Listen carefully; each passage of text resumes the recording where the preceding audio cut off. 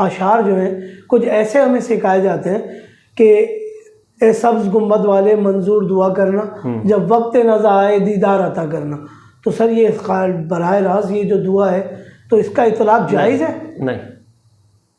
دعا انما الدعاء هو العبادہ، رسول اللہ صلی اللہ علیہ وسلم کا اعلان ہے. دعا جو ہے عبادت ہے، عبادت اللہ کے ساتھ خاص ہے.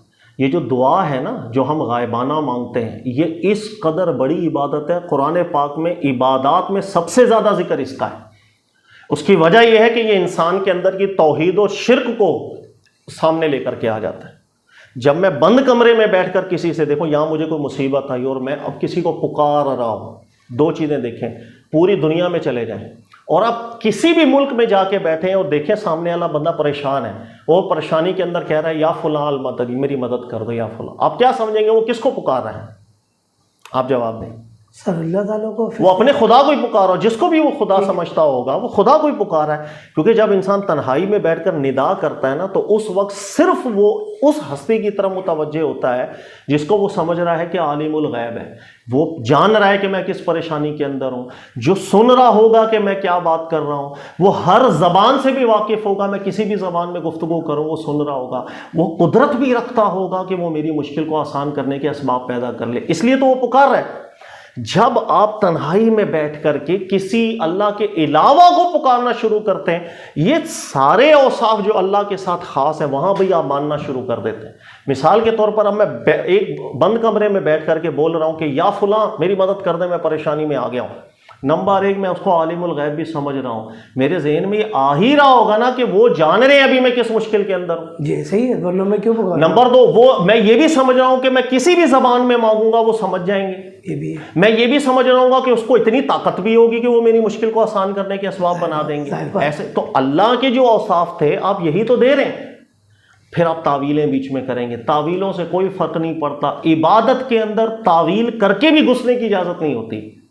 نماز اللہ کے ساتھ خاص ہے یا نہیں آپ مجھے بتائیے. خاص ہے، اللہ کے ساتھ خاص ہے. میں اب کسی اور کی نماز پڑھوں، لاکھ تعویلیں کر لوں، یار میں اس اللہ کے ولی کے لیے نماز پڑھ رہا ہوں، سجدہ اس اللہ کے ولی کو کروں، رکوع اس کے لیے کروں گا، قرآن اس کے لیے پڑھوں گا. تعویل یہ ہے کہ اللہ کا نیک بندہ، خدا نہیں سمجھ رہا، میں اس کو خدا نہیں سمجھ رہا، اللہ کا بندہ سمجھ کے اس کی میں عبادت کر رہا ہوں. سر میری تعویل فضول ہے. عبادت کے باب میں تعویل کر کے بھی گھسنے کی اجازت نہیں ہوتی. نمبر دو، میں روزہ رکھ رہا ہوں، میں بولوں نہیں میں اس اللہ کے ولی کے لیے روزہ رکھ رہا ہوں، میں اس کو خدا نہیں سمجھ رہا لیکن میں عبادت اس کی کر رہا ہوں. سر کوئی فائدہ نہیں ہوگا. دعا عبادت ہے، اس کے اندر جب آپ اللہ سے ہٹ کر کہیں متوجہ ہوتے ہیں نا سر پرابلم آ جاتی ہے. یہ چیز کو سمجھیں آپ، یہ اللہ کے ساتھ خاص ہے.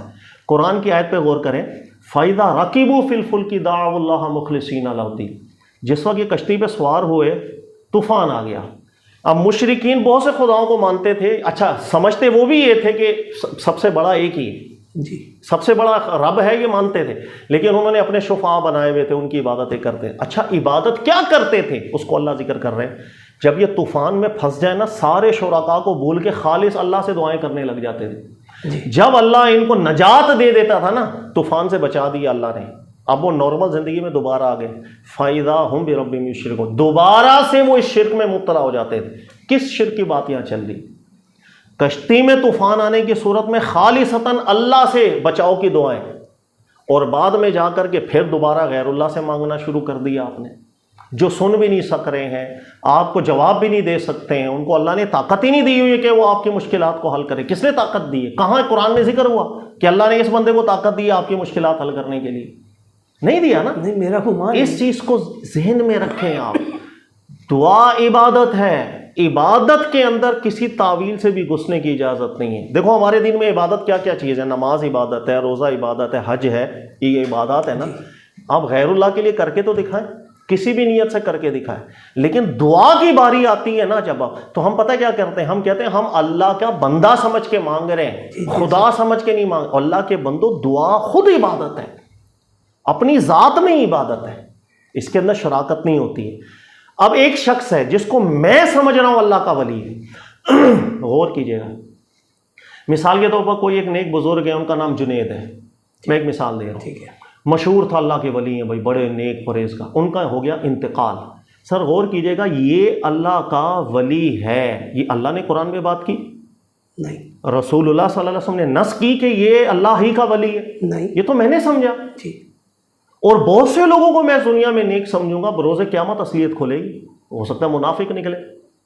وہ ہے نا، کئی لوگ شہید آئیں گے اللہ کی بارگاہ میں لیکن شہید نہیں ہوں گے، ان کے دلوں کے حال اللہ کھولیں گے۔ کئی علماء آئیں گے لیکن اللہ دلوں کے حال کھول دیں گے۔ ٹھیک ہے، تو حقیقت حال کیا ہے کس کے ساتھ ہمیں نہیں معلوم۔ یہی بات اللہ کے نبی علیہ السلام کے ساتھ بھی غور کیجیے گا۔ ایک شخص تھے، خادم تھے، جہاد کا وقت تھا لیکن صحابہ رسول اللہ صلی اللہ علیہ وسلم کی سواری کی وہ کچھ خدمت کر رہے تھے، ایک تیر آیا کافروں کی طرف سے آ کے لگا، صحابہ نے نعرے پتہ کیا لگائے؟ صحابہ نے نعرے لگانا شروع کر دیے کہ اللہ کے نبی کی سواری کی جہاد میں خدمت کرتے ہوئے تیر لگا، اس سے بڑھ کر شہید کون؟ رسول اللہ صلی اللہ علیہ وسلم کو اللہ تعالیٰ نے کچھ مناظر دکھا دیے۔ اللہ کے نبی علیہ السلام نے فرمایا ایک آگ کی چادر اس کے اوپر لٹکتی میں دیکھ رہا ہوں، مال غنیمت سے شاید چرا لی تھی اس نے۔ سر اللہ کی بارگاہ میں کس کے لیے کیا معاملہ ہو رہا ہے ہمیں نہیں پتا۔ ایک شخص انتقال کر گیا، میں اس کو اللہ کا ولی سمجھ رہا ہوں۔ اچھا اب مرنے کے بعد عالم برزخ میں وہ کس حالت میں ہے آپ کو پتا ہے؟ قرآن نے بیان کیا، اللہ کے نبی علیہ السلام نے بیان کیا، مجھے تو نہیں پتا بھائی، ہو سکتا ہے کسی عمل کی وجہ سے گرفت ہوئی ہو۔ میں جس کو بہت بڑا اللہ کا ولی سمجھ رہا ہوں، ممکن ہے کسی کوئی چادر آگ کی بنی لٹکی ہو اس کے اوپر، کچھ بھی ہو سکتا ہے نا بھائی۔ اللہ کی بارگاہ کے معاملات ہمارے ہاتھ میں تو نہیں ہے۔ جی جی۔ اچھا نمبر 2، وہ کس کیفیت کے اندر ہے؟ عالم برزخ میں ہے۔ عالم برزخ میں بعض لوگوں کو سلا دیا جاتا ہے، وہ بالکل کیفیت سونے میں ہوتے ہیں۔ عالم برزخ میں کسی پر اگر کسی حیثیت سے کوئی حجت کا معاملہ ہو جائے تو اس پہ پوچھ گچھ بھی شروع ہو جاتی ہے۔ بھائی کون کس کیفیت پہ مجھے نہیں پتا۔ اب میں نے سمجھ لیا یہ اللہ کا ولی جو مرا ہے، مرنے کے بعد اس کی روح آزاد گھوم رہی ہے، اس کی روح کو اللہ نے اتنی طاقتیں دے دی ہیں کہ مجھے یہاں سے بیٹا سن بھی رہا ہے، اس کی روح کو اللہ نے اتنی طاقتیں دے دی ہیں وہ میری مشکل بھی حل کر لے گا، اس کی روح کو اللہ تعالیٰ نے ہر آواز سمجھنے کی بھی صلاحیت دے دی ہے۔ یہ میں جتنے ڈائلوگز بول رہا ہوں قرآن میں اللہ نے بیان کیے۔ جی جی۔ یہ میری اپنی دنیا ہے جو میں نے بنا لی، جس کو قرآن کہتا ہے ان ہی الا اسماء سمیتموہا ما انزل اللہ بہا من سلطان۔ اللہ نے کوئی ایسی بات نہیں کی، تمہاری اپنی بنائی بات ہے۔ اب آپ غور کریں گے نا، یہ پوری فرضی ڈرامہ آپ کے سامنے آ جاتا ہے۔ ایک اللہ کا ولی، آپ اس سے مدد مانگ رہے ہو، بھائی یا خواجہ المدد۔ سر خواجہ صاحب اللہ کے ولی قرآن نے بیان نہیں کیا۔ ایک ہمارا گمان ہے، سچا بھی ہو سکتا ہے غلط بھی ہو سکتا ہے، اس لیے ذہن میں رکھ لیجئے گا۔ علماء ذکر کرتے ہیں اگر اجماع بھی ہو جائے کہ یار یہ بندہ اللہ کا بڑا نیک لگ رہا ہے، یہ اجماع حجت ہے یہاں پر؟ نہیں۔ اکثر علماء کہتے تھے نہیں، اس لیے کہ غیبی معاملات ہمارے ہاتھ میں تھوڑی ہیں، وہ دل میں مومن تھا نہیں، ہم نے تو ظاہری دیکھا نیک لگا۔ پہلا شخص دنیا میں شیخ ابن تیمیہ صاحب آئے تھے جنہوں نے ذکر کیا تھا اگر مسلمان کسی کے نیک ہونے پر متفق ہوں تو ہمیں بھی حسن ظن رکھنا چاہیے۔ لیکن یہ حسن ظن کی بات ہے نا، قطعی فیصلے تو نہیں ہے۔ یا خواجہ المدد وہ اللہ کے ولی تھے، مجھے نہیں پتا، اللہ نے بیان کیا مجھے نہیں پتا، عالم برزخ میں ان کے ساتھ کیا ہو رہا ہے مجھے نہیں پتا، ان کو نوم کی کیفیت میں رکھا گیا ہے مجھے نہیں پتا، انعامات کی کیفیت میں رکھا گیا مجھے نہیں پتا، یا عذاب کی کیفیت میں ہے مجھے نہیں پتا، مجھے تو اللہ نے کچھ بیان نہیں کیا۔ اچھا مرنے کے بعد کیا ان کی روح کو اللہ نے یہ طاقتیں دی ہیں کہ وہ پوری دنیا کی بولیاں آپ سن رہے ہیں؟ مجھے نہیں پتا، قرآن نے تو بیان نہیں کیا۔ اچھا ان کو کیا مشکل کشا بنا دیا اللہ تعالیٰ نے، یہ ذمہ داری دے دی ہے؟ اللہ نے تو ایسی بات نہیں۔ یہ پورا فرضی ڈرامہ میں نے رچا لیا، اب میں مدد مانگ رہا ہوں اور میں کہہ رہا ہوں کہ یا فلاں میری مدد کر دیں۔ ایمانداری سے آپ بتائیے گا اس سے زیادہ بھونڈا استدلال کوئی دنیا میں آپ نے دیکھا ہے؟ اسی لیے دعا کو عبادت رکھا گیا ہے کہ اس کے اندر آپ عقائد کی ایک فرضی عمارت بنانا شروع کر دیں گے اور کچھ بھی نہیں ہے۔ یہی وجہ ہے اللہ نے فرمایا وَهُمْ بِدُعَائِهِمْ کافرون۔ بروز قیامت جو ہے نا یہ سب انکار کر دیں گے، بھئی ہمیں کیا پتا تم ہماری کو پکار رہے تھے، ہمیں کیا پتا۔ ایک جگہ اللہ نے ارشاد فرمایا کہ تمہاری آوازیں بھی ان تک نہیں پہنچتی۔ بھئی کون کس مقام پہ، آپ کو کیا پتا مجھے کیا پتا، ٹھیک ہے جی۔ اس لیے یہ معاملات جو ہیں دعا وغیرہ کے بالکل اس کی کوئی دین میں حاصل نہیں۔ سر ایک بخاری شریف کی حدیث آپ نے ہمیں سنائی تھی دورہ بخاری میں کہ ایک صحابی کو کفار نے پکڑ لیا تھا تو انہوں نے دعا کی یا اللہ اخبر لی، اخبر انی رسولک صلی اللہ علیہ وسلم، اللہ میری بات تو رسول تک پہنچا دے۔ بہت زبردست ہے، بہت پیاری حدیث ہے۔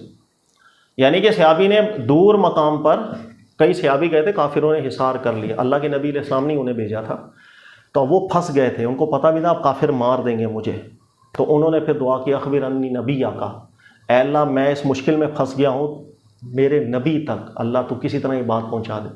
اچھا پھر اللہ تعالیٰ نے نبی علیہ السلام کو مطلع فرما دیا تھا، پھر نبی علیہ السلام نے اپنے صحابہ کا ایک لشکر بھیجا تھا کہ وہ مشکل میں کہیں اس کے پیچھے جائیں آپ۔ تو کہنے کا مقصد بھی انہوں نے بھی براہ راست ندائی نہیں کی تھی، لیکن وہ حضور حیات ہے، اس وقت نبی علیہ السلام مبارک حیات ہیں۔ حیات ہے۔ جس چیز کی دیکھیں قرآن آپ کو اجازت دیتا ہے نا، اچھا حیرت والی بات پتہ ہے کیا ہے کہ یہ جو استمداد کا مسئلہ ہے، انتقال کر جانے کے بعد مدد مانگنے کی، کیا قرآن میں کوئی ایک آیت ہے اللہ نے ترغیب دی ہو کہ آپ مردوں سے مانگ لیں؟ آپ بتائیں ایمانداری سے، قرآن میں کوئی آیت ہے؟ نہیں۔ پوری حیات طیبہ رسول صلی اللہ علیہ وسلم میں ایک بھی واقعہ آپ کو ملتا ہے کہ اللہ کے نبی صلی اللہ علیہ وسلم نے اچھے وقتوں میں یا مشکل وقتوں کے اندر یا ابراہیم المدد نعرہ لگایا ہو یا موسیٰ المدد نعرہ لگایا ہو؟ کیونکہ نبی ہے نا، وہ سب گزرے۔ حالانکہ جو نبی ہوتے ہیں ان کا تو شانی، ان کی تو حیات برزخی بھی اعلیٰ درجے کی ہوتی ہے نا، زندہ ہوتے ہیں نبی جس کو ہم کہتے ہیں نا، اللہ تعالیٰ بل احیاء عند ربہم یرزقون کی شانیں ہوتی ہیں ان کی۔ کیا رسول اللہ صلی اللہ علیہ وسلم نے جنگ بدر میں یہ نعرہ لگایا، جنگ احد میں یہ نعرہ لگایا کبھی، یا ابراہیم المدد؟ پوری زندگی رسول صلی اللہ علیہ وسلم میں یہ نعرہ کبھی بھی نہیں لگایا، نہ قرآن میں اس کی کوئی دلیل، نہ سنت میں اس کی کوئی دلیل، سب اپنی بنائی باتیں ہیں، بلا وجہ کے جھگڑے، بلا وجہ کے ہم دلائل دے رہے ہوتے ہیں۔ زیادہ سے زیادہ اس پر دلیل کیا ہے؟ نہیں یار یہ شرک نہیں بنتا، اچھا یہ شرک نہیں بنتا، تعویلیں کر کر آ کے سر شرک بنے نہ بنے چھوڑو۔ یہ ترغیب کس نے دی ہے؟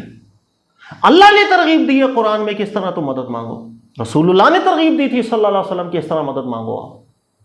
ہمیں تو ایسا نہیں ملتا کبھی۔ ترغیب کس نے دی؟ یہ نکلا کہاں سے یہ تصور؟ آج ہمیں یہ کہنا پڑتا ہے شرک نہیں ہے یار، یہ فلاں تعویل کے اندر یہ کام کر کون رہا ہے، کس کے حکم کے اوپر یہ کیا جا رہا ہے؟ سر ایک خطیب صاحب تھے، وہ ممبر پہ چڑھ رہے تھے جمعے کے دن، تو میں نے ان سے عرض کیا حضور والا ایک بات میرے آپ درخواست سن لیں کہ آپ نے انگوٹھے چومنے کے اتنے دلائل 18 سال میں ممبر پہ بیان کیے، لوگوں نے درود پڑھنا چھوڑ دیا۔ آج آپ جمعے میں ممبر پہ صرف یہ مشاہدہ کر لیجئے گا، اچھی بات کر رہے ہیں، صرف یہ مشاہدہ کر لیجئے گا کہ کتنے درود پڑھنے اور کتنے چوم رہے۔ درود پڑھنا واجب ہے، انگوٹھے چومنا زور لگایا میں نے، بہت حد درجے زور لگا، تو مستحب سے آگے نہیں جا سکوں گا۔ تو انہوں نے خود مشاہدہ کر کے جمعے کے بعد مجھے بتایا ٹھیک کر رہے ہیں کہ جو چیزیں اول تو قرآن سے ثابت نہیں، فرقہ واریت میں نظریات سامنے آ گئے، پھر ہم نے اتنے زور لگا دیے کہ اس کو اصل سمجھ لیا اور اصل کو اب ہم چڑھنے لگ گئے۔ خدا کی قسم اللہ میں جھوٹ نہیں بول رہا، شاید آپ نے بھی مشاہدہ کیا ہو، ہمارے یہاں قریب مسجد ہے، میں نام نہیں لوں گا ایسی کیوں کنٹروورسی پیدا ہو، باہر مسجد کے کوئی سٹیکر لگا کے چلا گیا تھا ایک دفعہ، یا اللہ مدد کا، ریئلی میں جھوٹ نہیں بول رہا ہوں، سٹیکر کو پھاڑ دیا۔ اور کیوں پھاڑ دیا تھا؟ انہوں نے کہا نہیں یار یہ دوسرے لوگ ہیں، اگلے دن آ کر وہاں پر یا فلانا المدد وہ سٹیکر لگا دیا۔ میں نے کہا سر ٹھیک ہے آپ کا نظریہ یہ ہے، میری وہاں پہ تھوڑی سی باتیں ہو جاتی تھی، میں نے کہا یا اللہ المدد کے اندر مسئلہ کیا تھا آپ کو؟ میرا تو فخر ہے، توحید میرا فخر ہے۔ ایک مسلمان کے لیے فخر کیا ہے؟ توحید ہی تو ہے، جو میری فطرت کے مطابق ہے، جو میری عقل کے مطابق ہے، میرا قرآن وہ ہے، میری نجات وہ ہے، اس پہ بھی میں کمپرومائز کر رہا ہوں۔ یعنی مجھے برا لگ رہا ہے یا اللہ المدد کا سٹیکر، صحیح ہے سر، ہاں یا فلاں المدد سٹیکر، یہ مجھے برا لگنا چاہیے، اس لیے کہ آپ تعویلیں کر رہے ہیں۔ قرآن میں یہ بات نہیں، رسول اللہ صلی اللہ علیہ وسلم نے یہ ترغیب کبھی بھی ارشاد نہیں فرمائی۔ نبی علیہ السلام نے کب اپنی زندگی میں ایک نعرہ لگایا؟ ابو بکر صدیق نے یہ نعرے لگائے ہیں کبھی؟ عمر فاروق نے نعرے لگائے ہیں کبھی؟ اور یار خدا کے واسطے جب ایک چیز نہیں ہے تو چھوڑ دو یار اس کو، بلا وجہ کی ہم دلائل زبردستی کے دلائل بنا کے ہم لوگوں کو گمراہ کر رہے ہوتے ہیں۔ نمبر دو، مجھے چڑھنا چاہیے کہ آپ غائبانہ کسی فوت شدہ کو جو نعرہ لگا رہے ہو اس کا ثبوت، مجھے یہاں چڑھنا چاہیے۔ دو ہی صورتیں ہو سکتی ہیں، دیکھیں یہ استدلال پتہ ہے کس نے کیا؟ علامہ علوسی رحمۃ اللہ علیہ نے تفسیر روح المعانی میں، یہ جو آیت ہے نا یا ایھا الذین آمنوا اتقوا اللہ وابتغوا الیہ الوسیلہ، اسی آیت کی شرح کے اندر آپ پڑھیے گا، نہایت نفیس اور نپے تلے الفاظ میں گفتگو کی ہے۔ جب یہ استمداد والے مسئلے کے اوپر آئے نا، انہوں نے ذکر کیا، انہوں نے کہا دو ہی نتیجے نکل سکتے ہیں، یا تو یہ ٹھیک ہے جو جواز بیان کر رہے ہیں ان کی تعویلوں میں جا کے، یا تو یہ ٹھیک ہے، لیکن اگر اجتہادی خطا ہو رہی ہے تو دوسری راہ یہ ہے کہ یہاں یہ شرک بن رہا ہے۔ راہیں تو دو ہی ہیں نا, دو ہی نظریے علماء کے سامنے ماضی سے چلتے ہوئے آ رہے ہیں بھائی. یا تو تعویلیں ٹھیک نکلی تو یہ مسئلہ ہو جائے گا ٹھیک, نہ تو سنت ہوگا نہ فرض ہوگا. اللہ تعالیٰ نے تو ترغیب نہیں دی ہے, اللہ کے نبی علیہ السلام نے ترغیب نہیں دی. یا تو ہم جائز بول سکیں گے زیادہ سے زیادہ, لیکن اگر یہ اجتہادی خطا ہو رہی ہے نا تو نتیجہ کیا نکل رہا ہے, آپ شرک کر رہے ہو. تو علامہ روح المعانی نے کہا ایک مسئلہ اس نوعیت کا ہو کہ ایک طرف زیادہ سے زیادہ جواز اور ایک طرف شرک, انہوں نے کہا عقل یہ کہتی ہے اس کو دفع کرو, چھوڑ دو ایسے مسئلوں. اتنی پیاری بات یہ مجھے لگی علامہ آلوسی رحمۃ اللہ علیہ, مجھے بہت اچھی لگتی. عقل سے فیصلہ کرنا چاہیے. علماء نے باقاعدہ ضابطے بنائے ہیں, پتہ ہے آپ کو, آپ فتاوی رضویہ پڑھیں, احمد رضا خان صاحب سے بھی کئی جگہ پر سوالات ہوئے. انہوں نے کہا علماء کہتے ہیں اگر کسی مسئلے کے اندر سنت کا اور پتہ نہیں وجوب درجے کا اگر کوئی اختلاف مل رہا ہو نا تو انسان احون کو چن لے. یعنی ایک عمل کو ادا کرنے کے اندر اگر آپ کو زیادہ سے زیادہ استدلال یہ ہے کہ یہ کام مستحب ہوگا, لیکن ایک استدلال بڑا مضبوط طریقے سے بیان کر رہا ہے گناہ ہو رہا ہے, اور مسئلہ اجتہادی نوعیت کا, تو احتیاط کا دامن آپ تھامیں, آپ بچ کے رہیں. یہی نبی علیہ السلام فرماتے تھے احون کو اختیار کر لیا جائے جو سنت قائم کی اللہ کے نبی علیہ السلام. تو علامہ روح المعانی یہ بیان کرتے ہیں, کہا دو نتیجے, یا تو آپ تعویلوں میں جا کے جائز ہو یا آپ شرک میں مبتلا ہو رہے. کہا کہ جب اتنی خطرناک دو راہیں ہیں, میری عقل کہے گی میں اس کو بچ کے رہوں بھائی, چھوڑ دو. پھر انہوں نے ایک حدیث بھی روایت کی, انہوں نے کہا ابو بکر صدیق ایک دفعہ آ گئے تھے اللہ کے نبی علیہ السلام کی بارگاہ میں اور عرض کیا تھا ہم آپ سے استغاثہ کرنا چاہتے ہیں. کہا کہ رسول اللہ نے توحید اس طرح جمائی ہوئی تھی نا, فرمایا انما یستغاث باللہ, استغاثہ صرف رب سے کیا جاتا. سبحان اللہ, ایسی توحید. نبی پاک صلی اللہ علیہ وسلم, غائبانہ مدد دور کی بات ہے. حیرانی ہوگی رسول اللہ صلی اللہ علیہ وسلم, یہ جو ظاہری مددیں ہوتی ہیں نا, او یار ذرا پانی پلا دے میرے بچے, او یار یہ پین تو پکڑا, یہ جو چھوٹی چھوٹی باتیں ہم اس چیز کو بھی پسند نہیں کیا کرتے تھے. صحابہ کہتے ہیں خدا کی قسم ہمیں اتنا ٹرین کیا ہوتا تھا کہ ہم اونٹ پر سوار ہوتے تھے, اگر کسی کی سٹک نیچے گر جاتی نا, او یار یہ ذرا ڈنڈی پکڑانا, نہیں, ہم خود اٹھ کے پکڑتے تھے. یہ جو ظاہری مددیں بھی ہوتی ہیں نا, اسی بھی تکلفات ہوتے ہیں. آپ نے بھی دیکھا ہوگا اچھا نہیں لگ رہا ہوتا, یار ایک بندہ بیٹھ گیا اور یار یہ کتاب پکڑا دے رہا ہو, یار یہ پانی پلا دے رہا, وہ ماں بدولت بادشاہ بن کے بیٹھا ہوا. اس چیز کو بھی اللہ کے نبی علیہ السلام پسند نہیں کیا کرتے. جو رسول صلی اللہ علیہ وسلم ظاہری زندگی کے اندر پین پکڑا دے, پانی پلا دے, اس کو پسند نہ کرتے ہو, وہ غائبانہ مددوں کی ترغیبیں دیتے ہوں گے وہ اللہ کے نبی صلی اللہ علیہ وسلم. ہمیں خیال کرنا چاہیے یار, چھوڑ دو فرقہ. میں اکثر پتہ کیا بیان کرتا ہوں, یار میں نے اگر یہ مان لیا نا یہ مسئلہ میرے فرقے کا غلط ہے تو یار میرا فرقہ گر جائے گا. یار فرقہ گر جائے گا, دین تو اوپر ہو گیا نا. دین کو سوچیں یار, چھوڑ دیں فرقہ. ہار کے ہمیں نفرت ہوتی, بد مذہبی ہوتی ہے, میں کیوں ہارا. اگر آپ مسلمانوں کو اجتماعی حیثیت میں دیکھیں گے نا, خدا کی قسم میں اپنی ذاتی بات بھی کروں, مجھے ہار کے مزہ آتا ہے. اگر ایک عالم ہے میرے سامنے, ایک مسئلے پہ ہمارا اختلاف ہو گیا, میں کہہ رہا ہوں جائز ہے, وہ کہہ رہا حرام ہے, ٹھیک ہے, اس کے اندر سامنے والا دلیل میں آگے نکل گیا, میں ہار گیا, اللہ کی قسم مجھے مزہ آتا ہے. کیوں؟ مجھے پتہ چل گیا میری غلطی تھی, میں بچ گیا اس غلطی سے, اور مضبوط استدلال کر کے اسلام ہی آگے آیا نا, اسلامی تحقیق ہی آگے آئی ہے نا, تو اسلام کا فائدہ ہوا, میرا تو نہیں. تو انسان جب یہ سمجھ جائے گا نا, یار مجھے ہار کے مزہ آنے لگ گیا ہے, اچھا ہو جائے, یہ فرقہ واریت بھی ختم ہو جائے گی. یہ فرقہ واریت کی تو وہ محبتیں ہمارے دلوں میں اتنی ہے نا, ہم ہار نہیں مانتے. بھائی کیسے ہو سکتا ہے کہ میں بول دوں یا غوث المدد کہنا جو ہے نا وہ غلط ہے. جی بولیے. سوال میرا یہ تھا, ایک بندے نے مجھ سے بات کرتے ہوئے کہا کہ یار یہ علی مدد کرنے پہ تمہیں کیا اعتراض ہے, اعتراض کیا ہے. پہلے یار مجھے کوئی اعتراض نہیں ہے, میں نے جن سے تربیت حاصل کی ہے, جس سے علم دین حاصل کیا ہے, انہوں نے میری یہ تربیت یہ کی ہے یار کوئی بات بغیر نص کے جو ہے نا وہ قابل قبول نہیں ہے. جی مطلب ہمیں اتباع رسول اللہ صلی اللہ علیہ وسلم کی کرنے واجب ہے, اور ہمارے اکابر میں برکتیں رکھی گئی ہیں. یہ حدیث بھی ہے تمہارے اکابر میں تمہارے لیے. مطلب حضرت علی نے خیبر کا دروازہ اکھاڑا یا جنگ میں شریک ہوئے, وہ ہم کیا دیتے تھے, یا علی میں اپنی مدد آپ کر رہا ہوں, یا علی میں ابو بکر صدیق فرماتے تھے ابو بکر میں اپنی مدد آپ کر رہا ہوں. تو میں نے بولا اکابر سے کوئی بھی ایسی روایت نقل نہیں ہوئی ہے کہ انہوں نے خود اپنی مدد کر. زبردستی کے جواز, زبردستی کے دلائل. دیکھو زبردستی کی دلیلیں بن جاتی ہیں. میں اکثر کہتا ہوں شیطان نے بھی بڑی پیاری دلیل بنائی تھی. اگر اللہ کی نص نہ ہوتی تو شیطان کے دلائل بڑے زبردست تھے. کہ وہ مخلوقات جو آسمانوں کی سیر کرے اور وہ مخلوق جو زمین پر پیدا ہو، وہ مخلوق جس کی عمر زیادہ ہو، وہ مخلوق جس کی عمر بڑی محدود ہو، وہ مخلوق جو نہ جانے فرشتوں کی بھی باتیں سنتی ہے، وہ مخلوق جس کے کانوں میں کسی کی بھی آواز نہ جائے، نہ جنات کی جائے نہ فرشتوں کی جائے. کہا کہ وہ شیطان کہہ رہا ہے نا خیر من، میں اس کے تابع کیسے ہو سکتا ہوں؟ لیکن اللہ کی نص تھی وہاں پر، اس لیے اس کی ساری منطقیں، اس کی سارے استدلالات باطل ہو گئے. تو قرآن کی نص بڑی اہمیت رکھتی ہے. یاد رکھیے گا، توحید آپ کا جو عقیدہ ہے اس پہ کمپرومائز نہیں کریں، آپ کسی بھی طرح کا نہیں کریں. آپ کو کسی مسئلے میں شک بھی ہو جائے نا، یار اس کے اندر شرک کا شائبہ ہے، بچ کے جاؤ.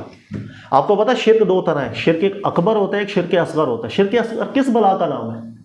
شرک اصغر وہ اعمال ہوتے ہیں جس کو کرنے سے بندہ مشرک نہیں ہو جاتا، لیکن اس کے کرنے سے وہ آگے جا کے شرک اکبر میں گرفتار ہو سکتا ہے. وہ دروازہ ہے. رسول اللہ صلی اللہ علیہ وسلم نے شرک اکبر بھی منع کیے، شرک اصغر کے جو اسباب تھے وہ سب بھی حرام کیے امت کے اوپر، اس لیے کہ یہیں سے شرک کی طرف جائیں گے آپ. وہ دروازے بھی بند کر دیے گئے. اس لیے شرک تو جہاں بھی شائبہ پیدا ہو جائے نا شرک کا، انسان وہاں سے بچ جائے. خدا کی قسم عافیت ہے. چھوڑ دے یہ سارے معاملات. یہ آپ کو حیرانی ہوگی فتاوی رضویہ کے اندر، یہ فتاوی رضویہ کی بات کر رہا ہوں، ان سے سوال ہوا، ایک جگہ پر نقل کر رہے ہیں یار یہ اولیاء اللہ سے مانگنے کا سلسلہ کب سے شروع ہوا، حوالہ دے کر بات کی. انہوں نے کہا یہ پتہ ہے کب سے شروع ہوا؟ کوئی قرآن سنت میں دلائل تھے اس وجہ سے نہیں. انہوں نے کہا یہ شروع ہوا کہ فلاں بزرگ کہتے ہیں کہ ایک دور ایسا تھا کہ جس وقت ایک علاقہ ایسا تھا جہاں لوگ اللہ سے دعا مانگتے، دعا اگر قبول نہ ہوتے نا بدزن ہونے لگ گئے تھے. تو کئی لوگ دین اسلام سے بھی ذرا باہر نکلنے لگ گئے. تو کہا کہ ایسی صورت کے اندر وہاں پر علماء نے ذکر کیا تھا، یہ استمداد کا طریقہ نکالا ان کا ایمان بچانے کے لیے. انہوں نے کہا یار براہ راست اللہ سے نہیں مانگتے، پہلے اللہ کے نیک بندوں سے مانگتے ہیں آپ کا کام ہو جائے. کہا کہ اب وہ جب یہاں استمدادوں میں لگ گئے، اگر اب کسی کی منت پوری نہیں ہوتی تھی نا، دعا پوری نہیں ہوتی تو وہ اس اللہ کے ولی سے بدزن ہوتا تھا، اللہ سے بدزن نہیں تھا ہو رہا. تو لوگوں کا ایمان بچانے کے لیے یہ سلسلہ شروع کیا گیا تھا. اب مجھے آپ بتائیں، چلو اگر اس قصے کو ہم ٹھیک بھی مان، یہ فتاوی رضویہ کے اندر ذکر کیا ہے احمد رضا خان صاحب، یہ قسم سے موجود ہے، میں کوئی کچی باتیں نہیں کرتا. لوگ اچھا اگر بالفر یہ استمداد کا مسئلہ اس لیے شروع کیا گیا تھا، سر میرا آپ سے سوال ہے کیا آج کے دور میں ضرورت ہے اس کی؟ نہیں سر، بالکل نہیں ہے. نمبر دو، اگر اس وقت شروع کیا گیا تھا تو اس واقعے کے اندر یہ کوئی موجود نہیں ہے کہ مردہ اللہ کے ولیوں سے مانگنے کی طرف لوگوں کو متوجہ کیا، بلکہ یہ واقعہ جو میں نے تحقیق کیا ہوا ہے نا وہ یہ تھا کہ اس وقت جو نیک لوگ زندہ ہوتے تھے ان نیک علماء کو جا کر کے علماء نے کہا تھا کہ تمہارے پاس کوئی بھی بندہ مصیبت لے کر آئے نا، نہ نہیں کرنا. کوئی بولے رہا ہے میری بہن کی شادی نہیں ہو رہی، اسے بولنا یار ہم کرواتے ہیں، کیسے نہیں ہوتی؟ کہا کہ پھر ہم آپس میں مل کر جو ہے نا اس کی مدد کر کے کر دیں گے کام. ایمان سے تو بچے، مطلب کفر میں مبتلا ہو رہے ہیں لوگ. یہ میں نے تحقیق کی تھی تو واقعہ ملا تھا. اس کے اندر بھی یہ نہیں تھا کہ مردوں سے جا کے مانگنا شروع. بھائی مردے نے کہاں سے جا کر کے آپ کی مدد بہن کی شادی کروا دینی ہے؟ اگر یہ اصل ہے جو احمد رضا خان صاحب نے ذکر کیا، استمداد اس لیے اس طرح شروع ہوا تھا، تو سر خدا کی قسم اس استمداد کو اٹھا کے سمندر میں ڈبو کے آ جانا چاہیے اپنے ہاتھوں سے. لوگوں کا ایمان بچانے کے لیے اگر شروع کیا تھا، آج اسی استمداد پہ آپ لوگوں کا ایمان خراب کر رہے ہو. عین عبادت اس کو سمجھ رہے ہو، فخر سمجھ رہے ہو. یا اللہ مدد کے نام سے ہم چڑ رہے ہیں. خود سمندر بوس کر کے آنا چاہیے اس نظریے. یہ حوالہ لے لیجئے گا میرے سے فتاوی رضویہ. سر مسئلہ آپ جیسے ایک حدیث ہے جس کو شرح کے طور پہ اس بحث پہ شامل کیا جاتا ہے کہ ایک بدو تھے، عمر بن خطاب کا دور تھا، بارشیں نہیں ہو رہی تھی، تو وہ امام ابن تیمیہ نے بھی اس حدیث کو بلا غریب کہا یا حسن کہا، آپ بہتر سمجھتے ہیں اور مجھے بتائیے کہ وہ بدو جب روضہ رسول پہ حاضر ہوا اور عرض کی رسول اللہ کہ ہمارے مویشی ہلاک ہو رہے ہیں، وہ بدو قبر پہ لیٹ گیا تھا.